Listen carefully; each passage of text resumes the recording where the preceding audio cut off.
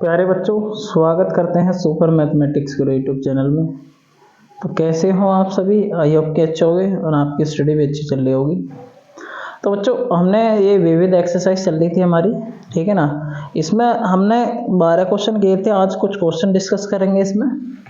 देखो, जैसे कि इसमें 13वां क्वेश्चन दे रखा है, dy/dx ज्ञात कीजिए यदि y की value sine inverse x plus sine inverse 1/1 minus x square.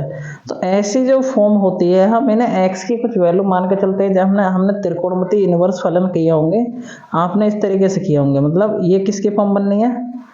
मतलब ये सरल समीकरण वाली फॉर्म बननी है, साइन और कोस वाली।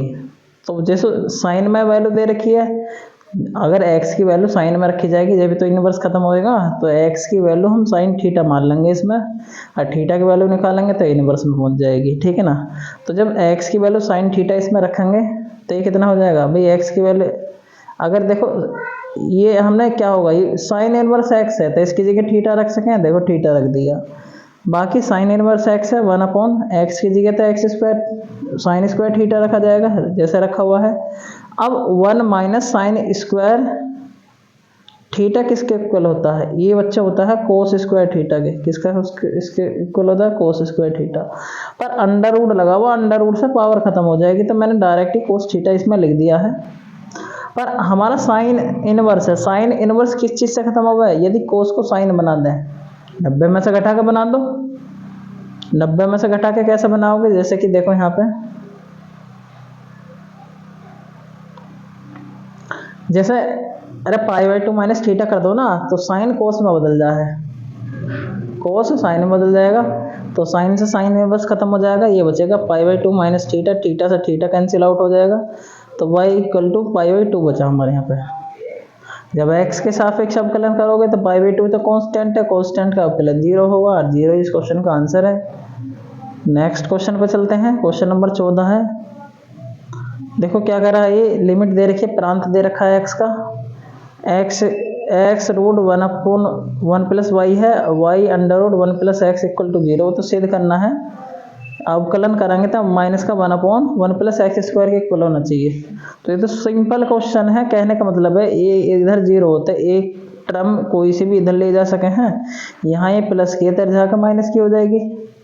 अब पहली बात तो इनका वर्गमूल खत्म करेंगे। जो अंडर रूट है वो खत्म किस चीज से होगा? वर्ग से खत्म हो भाई। हम जानते थे दोनों पक्षों का वर्ग कर देंगे, दोनों पक्षों का क्या कर देंगे? वर्ग। जैसे कि आप देख सकते हैं इसमें भी, जैसे दोनों पक्षों का वर्ग किया हुआ है, जब वर्ग करेंगे तो x का वर्ग एक्स स्क्वायर आएगा, इसका अंडर रूट खत्म हो जाएगा, माइनस का वर्ग प्लस हो गया है, y का वर्ग वाई स्क्वायर हो जाएगा, इसका अंडर रूट खत्म हो जाएगा।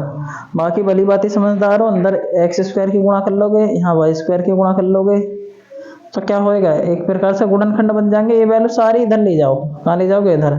एक्स स्क्वायर के साथ में वाई स्क्वायर लिखो, ये एक्स स्क्वायर वाई के साथ में एक्स वाई स्क्वायर लिखो। ये 9th क्लास में वाली बातें करे होंगे गुणनखंड आपने ये वाले। जब हम इसे इधर ले आए तो बच्चों ये तो a की घात 2 माइनस b की घात 2 का फॉर्मूला बनना, तो एक बार इसे जोड़ के एक बार घटा के लिख देंगे। इसमें से एक्स वाई कॉमन आ रहा, तो एक्स वाई कॉमन लेंगे तो एक्स माइनस वाई बचेगा, और एक्स माइनस वाई पूरे में से कॉमन आ जाएगा यहाँ से, तो यहाँ तो एक्स प्लस वाई बचेगा यहाँ पे ये वाला, और यहाँ क्या बचा? X into Y. गुणनखंड हो गए, गुणनखंडों को 0 के बराबर रखा है ना अभी, द्विघात मतलब ये तो गुणनखंड है ना एक प्रकार समीकरण। तो x minus y equal to यदि 0 रखें तो एक्स बराबर वाई हो जाएगा। क्या x बराबर y से काम चल जाएगा? बटे वाला तो आने का ना अवकलन इसका। पर अगर दूसरी वैल्यू 0 के इक्वल रखें तो x plus y plus x y बराबर 0। पर यहाँ से एक काम बन सकता है, यदि यहाँ से y की वैल्यू निकालें, x को इंगे ले जाएंगे तो माइनस का हो जाएगा, इंगे से y कॉमन ले लो तो ये आएगा 1 प्लस एक्स।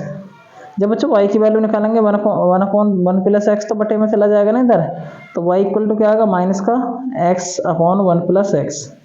तो ध्यान से देखो, ये हमारी y की वैल्यू आ चुकी है। किसकी वैल्यू आ चुकी है बच्चों? y की। अब x के सापेक्ष अवकलन कर लो, भाग वाले रूप लगेगा, नीचे वाले का वर्ग हो जाओ। जब नीचे का वर्ग होगा, नीचे वाले को रोकेंगे, ऊपर वाले का अवकलन क्या होगा? एक। ये माइनस जो है मैंने यहीं लिख रखा है, इसके आगे बटे के आगे लिख रखा, माइनस लगाए ना, ऊपर वाले को रोकोगे नीचे वाले का अवकलन, भाई एक का था अवकलन 0, x का हो जाएगा 1, जब इसे सिंप्लीफाई करेंगे क्या आएगा, 1 प्लस एक्स माइनस के एक्स, एक्स से एक्स खत्म, तो यहाँ बचेगा 1। ये माइनस तो जिंदाबाद है, अभी नीचे का ऐसी। आई थिंक यही सिद्ध करना था हमें, देखो सामने नीचे दिख रहा है, यही तो सिद्ध करना है। मैं ऊपर कर देता हूँ थोड़ा सा इसे, यही तो सिद्ध करना था मैं भाई, माइनस का 1/1 प्लस एक्स का होल स्क्वायर बचा, और यही हमें सिद्ध करना है। देखो 15वां क्वेश्चन है, इसमें क्या दे रखा है अभी, देखो ये c ग्रेटर 0 है, x माइनस ए की पावर 2 x माइनस बी की power 2 equal to C square. तो सिद्ध करना है कि 1 plus D Y upon D X का होल स्क्वायर की power 3/2 upon second order of derivative A B से स्वतंत्र एक स्थिर राशि है। मतलब कि ए बी से स्वतंत्र का मतलब है इसमें अगर हम इसका मान निकालना पूरे का, तो इसमें ए बी ना आनी चाहिए, तो ए बी से स्वतंत्र हो जाएगा। चलो हल करते हैं, उसके लिए हमें D Y upon D X निकालना पड़ेगा, डी सेकेंड ऑर्डर भी निकालना पड़ेगा। तो पहली जो हमने जो हमारा मान दे रखा है, इसमें हमने समीकरण एक लिख लिया ऐसे कह के, भाई इसका भी तो यूज हो सकता है आगे। अब वही एक्स के सापेक्ष अवकलन करेंगे, जब इसका अवकलन करेंगे तो 2 इंटू एक्स माइनस ए आ जाएगा, और एक्स का 1 हो जाएगा, और इसका हो गया पहले घात का हो जाएगा ना 2, y माइनस बी की पावर 1 घात बची, पर यहाँ तो y का करना पड़ेगा ना, y का D Y upon D X equal to C का जो होगा 0, ये तो कांस्टेंट टर्म है ना, तो 0 हो जाएगा। यदि D Y upon D X का मान निकालना है बच्चों, देखो अगर 2 कॉमन लेकर 0 में पहुंचा देंगे, 2 तो खत्म हो जाएगा यहाँ से। अच्छा, जब इस वाले पद को इधर लेके जाएंगे तो माइनस का हो जाएगा, माइनस का एक्स माइनस ए, ये गुणा में तो ये बटे में आएगा, तो D Y upon D X का मान भली बात ही आराम से निकल जाएगा, minus X minus A upon X minus B, वो भी माइनस में, ठीक है ना। इसका एक बार अवकलन और करना पड़ेगा, क्योंकि एक बार और आवश्यकता है इसकी, तो इसका हमने एक बार अवकलन और कर दिया मेरे प्यारे बच्चों। अब ये तो डिवाइड वाला रूल लगेगा, ये माइनस इसका बाहर ही लिख लिया, माइनस हमने नीचे वाले का वर्ग, नीचे वाले को रोकेंगे, ऊपर वाले का अवकलन तो एक आएगा, एक्स का अवकलन 1 हो जाएगा। अब ऊपर वाला रोकेंगे, नीचे वाले का अवकलन, यहाँ वाई है, देखो वाई का अवकलन D Y upon D X ही तो होगा। हमने D Y upon D X का मान भली बात ही अभी निकाल रखा, माइनस का क्या है, माइनस का एक्स माइनस ए अपॉन में वाई माइनस बी, पर माइनस का आएगा, उससे ये बीच वाला माइनस प्लस हो जाएगा, देखो प्लस होगा, मैंने वैल्यू रखी D Y upon D X की वैल्यू माइनस में है, तो माइनस माइनस यहाँ से प्लस हो जाएगा, बाकी सारी वही वैल्यू है जो भी है। ये भिन्न है तो भिन्न की इस तरीके से गुणा हो जाएगी।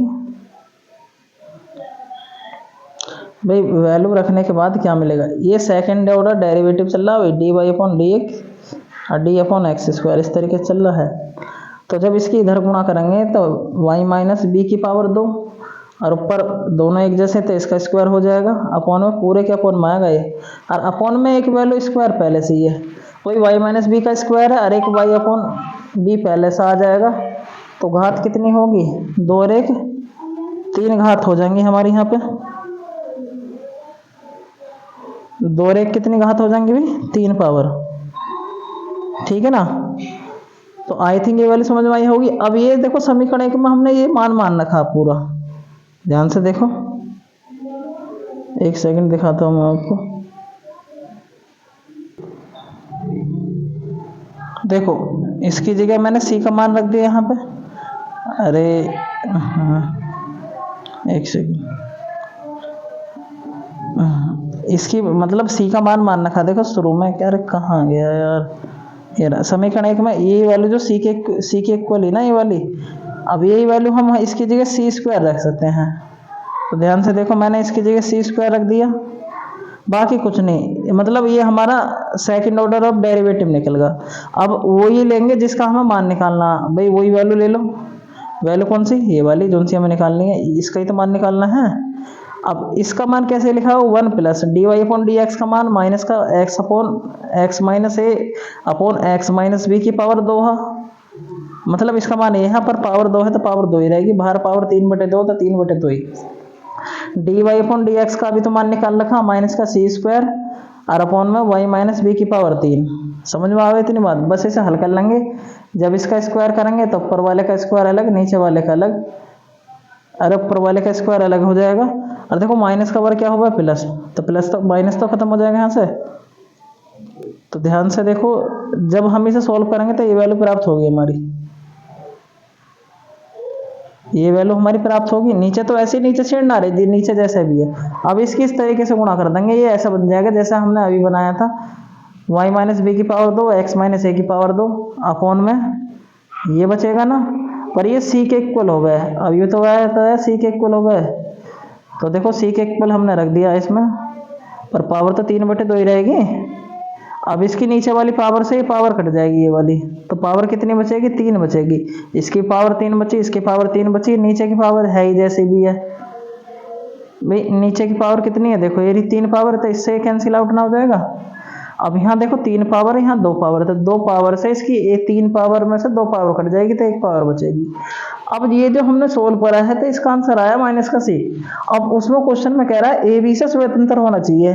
अब जाहिर सी बात है यार, ए बी थोड़ी आ रही है इसमें, तो हम लिख सकते हैं ये जो हमारा जो हमने सोल्व करा है, दिया हुआ मान ए बी से स्वतंत्र है, इसे हम लिख सकते हैं जो मैंने बोला है आपको। देखो नेक्स्ट क्वेश्चन है अपना 16वां। cos y का वैल्यू ये है x cos a plus y, तो एक ही इसमें कंडीशन भी दे रखी है, तो सिद्ध करना एक बार अवकलन इसका ये आएगा, मतलब cos स्क्वायर चाहिए, cos स्क्वायर। तो स्क्वायर के लिए डिवाइड वाला रूल लगना अनिवार्य है। अगर हम डायरेक्ट रूल लगाते हैं, डायरेक्ट स्क्वायर नहीं बनने का, पर यदि x की वैल्यू निकालने तो ये चीज़ बटे में आ जाएगी, y वैल्यू, मतलब जिसका स्क्वायर है तो बटे में आ जाएगा। अब जब बटे में जब भी तो स्क्वायर होगा इसका, तो कहने का मतलब है x की वैल्यू निकालेंगे, तो ये जो गुणा में वैल्यू बच्चों दी हुई है ये वाली, अरे घट, तो ये बटे में ना चली जाएगी सामने। बटे में जाने के बाद बड़े आराम से हम डिवाइड वाला रूल लगा सकते हैं, x के सापेक्ष अवकलन करने लगेंगे। x का अवकलन क्या होगा 1, x का बच्चा अवकलन क्या होगा 1, नीचे वाले कवर करेंगे, नीचे वाले को रोकेंगे, ऊपर का अवकलन क्या होगा माइनस के,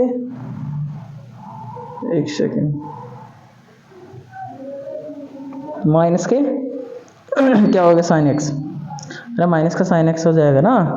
बाकी भाई वाई का भी तो करना पड़ेगा। अच्छा कोस वाई है, ठीक है, ये क्या हो जाएगा, इसका अवकलन करेंगे D Y upon D X आएगा। बाकी अगर ऊपर वाले को रखोगे कोस वाई को, नीचे वाले का अवकलन क्या करेंगे, अरे नीचे वाले का अवकलन कर लो ना, नीचे क्या है कोस ए प्लस वाई है, तो कोस का क्या होगा साइन, तो साइन कर दिया, पर माइनस का रहेगा, पर वाई का भी करना पड़ेगा, तो वाई का D Y upon D X रहेगा। बाकी D Y upon D X common ले लो यहाँ से, अभी दोनों जगह है ना, कहने का मतलब ये है ये मान जो है दोनों जगह है हमारे। ये तो हमने स्क्वायर मतलब इनके क्रॉस गुणा कर दी, इसकी मतलब 1 है तो 1 में गुणा होगी, तो कॉस स्क्वायर ए वाई आ जाएगा।